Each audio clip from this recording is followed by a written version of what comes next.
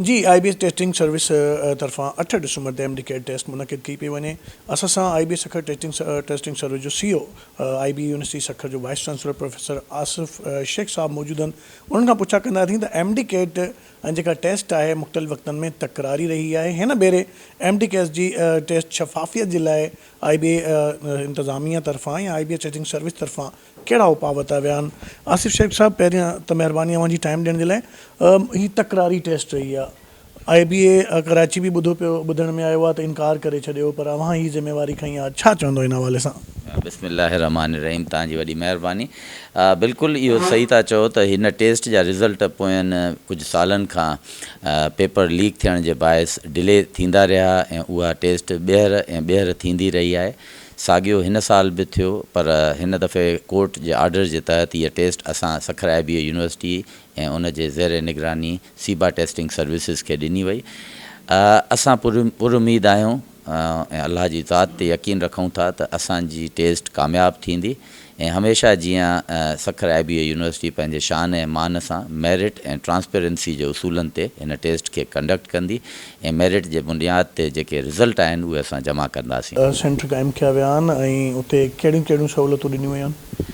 Total पूरे सिंध मां 38,683 ॿार अपीयर थींदा। असां उन्हनि ॿारनि जा जेके एडमिट कार्ड जूं स्लिप्स आहिनि उहे उन्हनि खे लिंक जे ज़रिए मोकिले चुका आहियूं। गॾोगॾु उन्हनि ॿारनि खे SMS ऐं उन्हनि जी ॾिनल ईमेल जे ज़रिए बि उहे मोकिले चुका आहियूं। कुझु ॿारनि जो डेटा, छो जो हिननि जी रजिस्ट्रेशन PMDC कई हुई ऐं PMDC खां असांखे जॾहिं डेटा मिलियो त कुझु ॿार अहिड़ा हुया जंहिंजे शनाख़्ती कार्डनि जो कोई डिजिट मिस हुयो या उन्हनि जे मोबाइल नंबर जो को डिजिट मिस हुयो। उन ते बि असीं प्रेस रिलीज़ जे ज़रिए अवाम खे, उन्हनि शागिर्दनि ऐं उन्हनि जे वालदेन खे आगाही ॾिनी आहे त उहे असांखे ॾिनल टेलीफोन नंबरनि ऐं ईमेल एड्रेस सां असां सां राब्तो कनि ऐं पंहिंजा सही फ़ोन नंबर ऐं सही शनाख़्ती कार्ड जो नंबर असांखे मोकिलिनि त असां जीअं उन्हनि खे ॿीहर उन्हनि जे मोकिलियूं लिंक सां। ऐं अगरि कंहिं बि वजह सां उहो ॿारु शनाख़्ती कार्ड या नथो मोकिले सघे त टेस्ट वारे ॾिहाड़े ते असां पंहिंजूं टीमियूं विहारियूं आहिनि त उहे पंहिंजा सही नंबर ॿुधाए करे उतां बि एडमिट कार्ड जी स्लिप वसूल करे सघंदा। ऐं मां इहो यकीन दहानी करायां थो सिंध जे अवाम खे, ख़ासि करके उहे ॿार जेके अपीयर थींदा ऐं उन्हनि जे वालदेन खे, त अगरि टेस्ट खां 1 मिंट पहिरियों बि मूंखे इहा तस्दीक थी वञे त इहो लीक थियल पेपर मुंहिंजो ई पेपर आहे, जेको असली पेपर आहे, जंहिंजी उमेद मूंखे सिर्फ़ु ऐं सिर्फ़ु 0.01% आहे।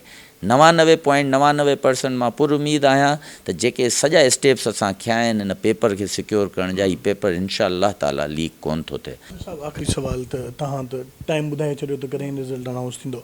अच्छा, पासिंग मार्क छा रखियो वियो आहे ऐं 10 ॾींहंनि खां अॻु में बि रिज़ल्ट जारी थी सघे थो या 10 ॾींहंनि में ई थींदो?